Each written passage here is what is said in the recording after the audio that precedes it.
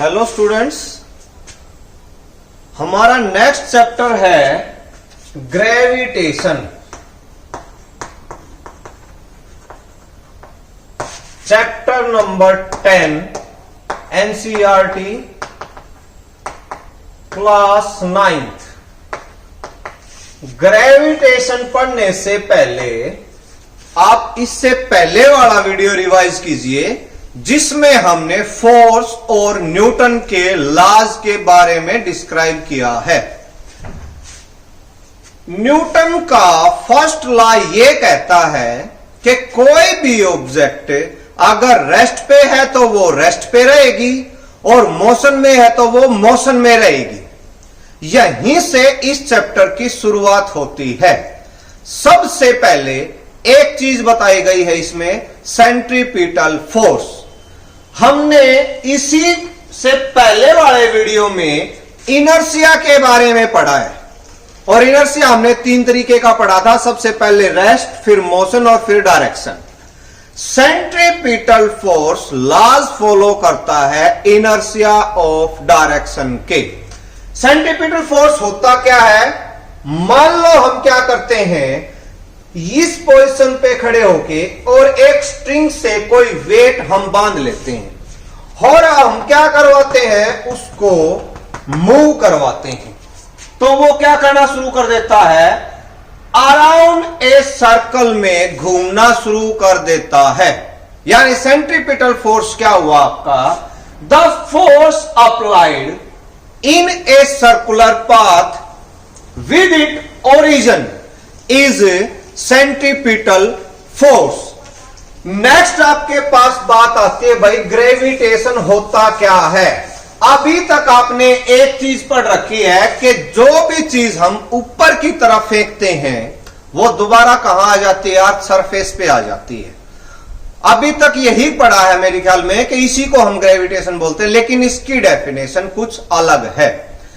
Gravitation क्या होता है, ये डिफाइन करता है यूनिवर्सल लॉ ऑफ ग्रेविटेशन, जिसके अनुसार क्या होता है, एवरीबॉडी इन दिस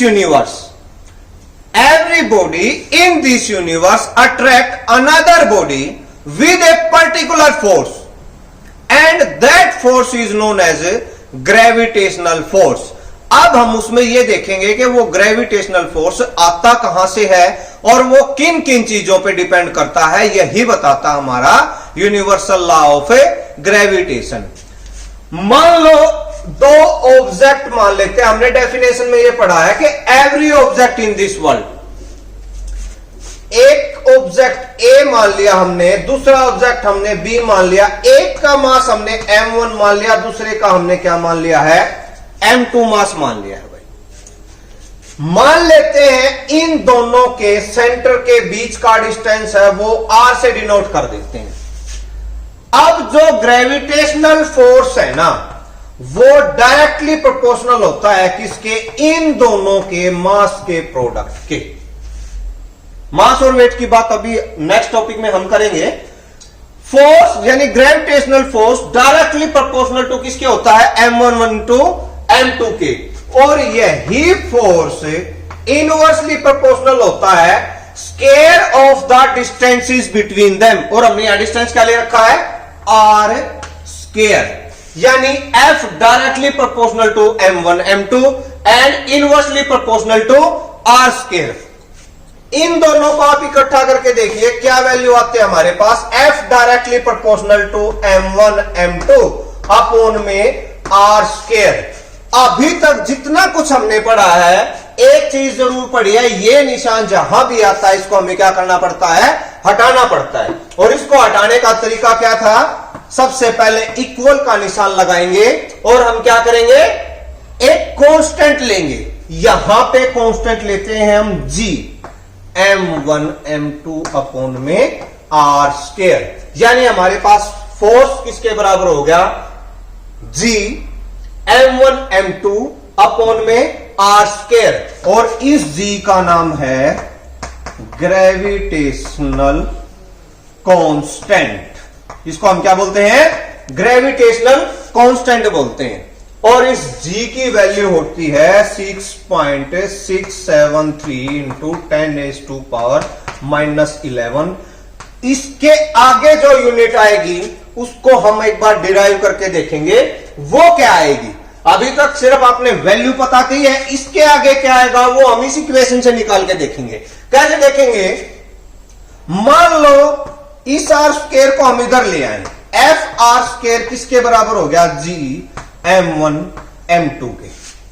इसके बाद हम क्या करते हैं, m1 m2 को इस साइड ले आते हैं, तो एफ आर स्क्वायर बाय में m1 m2 किसके बराबर हो गया, ग्रेविटेशनल कांस्टेंट के। अब इन सभी की एसआई यूनिट लिख दीजिए, आपके पास किसकी यूनिट निकलाएगी, ग्रेविटेशनल कांस्टेंट की यूनिट निकलाएगी। कैसे, फोर्स की यूनिट क्या होती है, न्यूटन, और डिस्टेंस की मीटर, यानी newton metre square by weight की kilogram, weight into weight kilogram का स्क्वायर, केजी स्क्वायर। यानी आपके पास ग्रेविटेशनल कांस्टेंट की यूनिट क्या बनी, न्यूटन मीटर स्क्वायर पर किलोग्राम स्क्वायर। तो आपके पास जी की वैल्यू किसके बराबर आ गई, 6.673 इंटू 10⁻⁻11 न्यूटन मीटर स्क्वायर पर किलोग्राम स्क्वायर। ये आपके पास क्या आती है, ग्रेविटेशनल कांस्टेंट की एक्चुअल वैल्यू। नेक्स्ट टॉपिक है भाई आपके पास है acceleration due to gravity. Acceleration due to gravity को हम किससे डिनोट करते हैं भाई, आपने अर्लियर क्लासेस में पढ़ा है, हम इसको स्मॉल जी से डिनोट करते हैं। और अगर हम यहां से वैल्यू निकालेंगे, दोनों का वैल्यू निकालेंगे जी और कैपिटल जी का कंपैरिजन करके देखेंगे। एक इक्वेशन हमने एफ की निकाली है, एफ किसके बराबर होता है भाई, capital G m1 m2 upon में आर स्क्वायर। और इससे पहले वाले वीडियो में हमने किसके बराबर निकाला था, m इंटू ए। m इंटू ए क्या था, न्यूटन का सेकंड लॉ। और अगर ये एक्सेलरेशन ड्यू टू ग्रेविटी हो, यानी अर्थ की वजह से हो, तो आपके पास एफ की वैल्यू किसके बराबर आ जाएगी भाई, n इंटू जी के बराबर। इन दोनों इक्वेशंस को कंपेयर करके देखिए, जो आपका mg होता है वो g m1 m2 अपॉन में r स्क्वायर के बराबर होगा। कैसे होगा, mg is equal to g m1 m2 upon में r स्क्वायर। ये इक्वेशन आ गई हमारे पास। अब हम क्या करते हैं, ये है किसी बॉडी का मास, और ये दो मासेस जो हमने लिए थे, अभी 1 मिनट पहले हमने ये देखा, ये मासेस ले रखे हमने दो ऑब्जेक्ट के। हम क्या करते हैं, सबसे पहले इन दो ऑब्जेक्ट्स में से एक तो अर्थ मान लेते हैं भाई, और दूसरा कोई भी ऑब्जेक्ट मान लेते हैं। इसमें क्या हो जाएगा, m इंटू जी। अर्थ का मास हम कैपिटल M के बराबर मान लो, ऑब्जेक्ट का मास मान लो स्मॉल m के बराबर। अब हम देखेंगे mg किसके बराबर हो गया, g capital M small m upon में r स्क्वायर। यानी आपके पास अगर m से m कट जाए तो स्मॉल g की वैल्यू किसके बराबर आती है, कैपिटल G m अपॉन में r स्क्वायर। अब ये r क्या है, r किसके क्या लिया था हमने, m1 और m2 के बीच का डिस्टेंस। और यहां पे हम क्या लेते हैं, r की वैल्यू लेते हैं रेडियस ऑफ अर्थ के बराबर, और इसकी वैल्यू होती है आपके पास 6400 किलोमीटर। अगर हम यहां से g की वैल्यू निकालने लग जाएं, स्मॉल g की वैल्यू निकालने लग जाएं, तो हम कैसे निकालेंगे, कैपिटल G की वैल्यू अभी हमने अटेन की है, मास ऑफ अर्थ हमें मालूम है, और रेडियस ऑफ अर्थ का भी हमें पता है। अगर हम G की वैल्यू पुट कर दें, M की वैल्यू पुट कर दें, R की वैल्यू पुट कर दें, तो हमारे पास किस चीज की वैल्यू आ जाती है भाई, एक्सेलरेशन ड्यू टू ग्रेविटी की वैल्यू आ जाती है। वो देखते हैं हम किसके बराबर है, स्मॉल g की वैल्यू हमारे पास किसके बराबर आएगी वो देखेंगे एक बार। यानी हमारे पास फॉर्मूला तो क्या बना है, स्मॉल g किसके बराबर है, कैपिटल G एम अपोन में आर स्क्वायर के बराबर।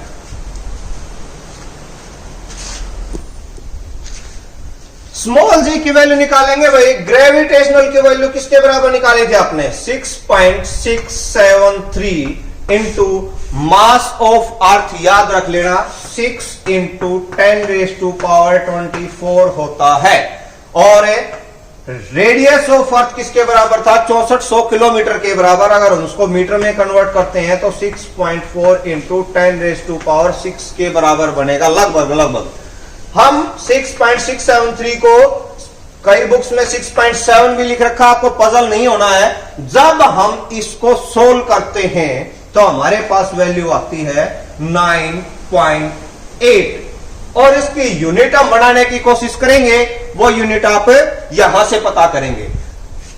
जब हमारे पास जी की वैल्यू किसके बराबर बनी थी? न्यूटन मीटर स्क्वायर किलोग्राम पर kilogram square multiply by kilogram divide by radius किसके बराबर था भाई? डिस्टेंस इंटू डिस्टेंस किसके बराबर हो गया? एम स्क्वायर के बराबर। तो हमारे पास यूनिट क्या बन गई? अगर हम इसको देखें तो ये किसका बन गया? -1 न्यूटन मीटर स्क्वायर किलोग्राम की पावर -1 बाई में मीटर स्क्वायर। मीटर स्क्वायर से मीटर स्क्वायर कट जाता है तो आपके पास क्या बन गया? न्यूटन पर किलोग्राम। ये आपके पास क्या बन गई भाई? एक्सेलरेशन ड्यू टू ग्रेविटी की यूनिट, यानी न्यूटन किलोग्राम का इनवर्स। ये क्या था आपके पास? Acceleration due to gravity. Next topic है भाई आपके पास मास और वेट में क्या डिफरेंस होता है, अभी देखेंगे भाई। अगर हम मास की बात करते हैं ना तो आपको सिर्फ एक ही बात याद रखनी है। मास होता है भाई matter contained in a body. ये क्या होता है आपके पास? मास, यानी किसी भी पदार्थ के पास कंटेंट कितना है वो क्या है? उसका मास। और अगर इसी मास को हम एक्सेलरेशन ड्यू टू ग्रेविटी से मल्टीप्लाई कर देना, ये आपका बन जाता है वेट। अब आपको एक बात याद रखनी है, मास तो सिर्फ matter content in a body होता है, और mass into acceleration due to gravity अगर हम कर देते हैं तो हमारे पास क्या आ जाता है? वेट आ जाता है।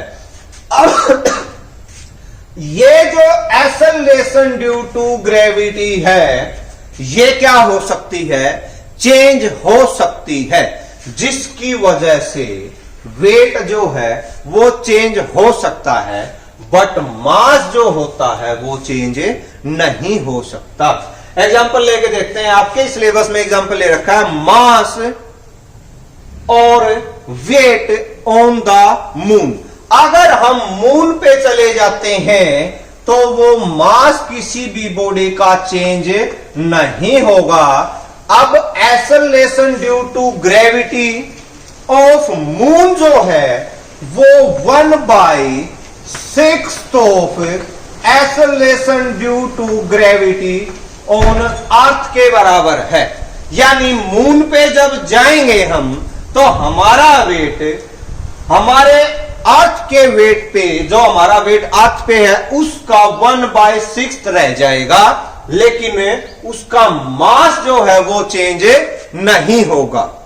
इस चैप्टर का ये फर्स्ट पार्ट है। नेक्स्ट चैप्टर में हम इसी के नेक्स्ट वीडियो में हम पढ़ेंगे आपका आर्किमिडीज प्रिंसिपल क्या होता है, कोई भी बॉडी सिंक कब होगी, डूबेगी कब, तैरेगी कब, प्रेशर और थ्रस्ट में क्या फर्क होता है, और इसी चैप्टर की एक्सरसाइजेज के बारे में नेक्स्ट वीडियो में पढ़ेंगे। वीडियो को कंप्लीट देखें। जो चीजें आपको समझ में नहीं आ रही है नीचे कमेंट सेक्शन में जाके आप क्यूरी क्लियर कर सकते हैं। कुछ भी आपको अगर सब्जेक्ट से रिलेटेड पूछना है तो आप पूछ सकते हैं। कमेंट करके ये जरूर बताएं आपको वीडियो कैसा लगा, आपको समझ आया या नहीं आया। Thank you.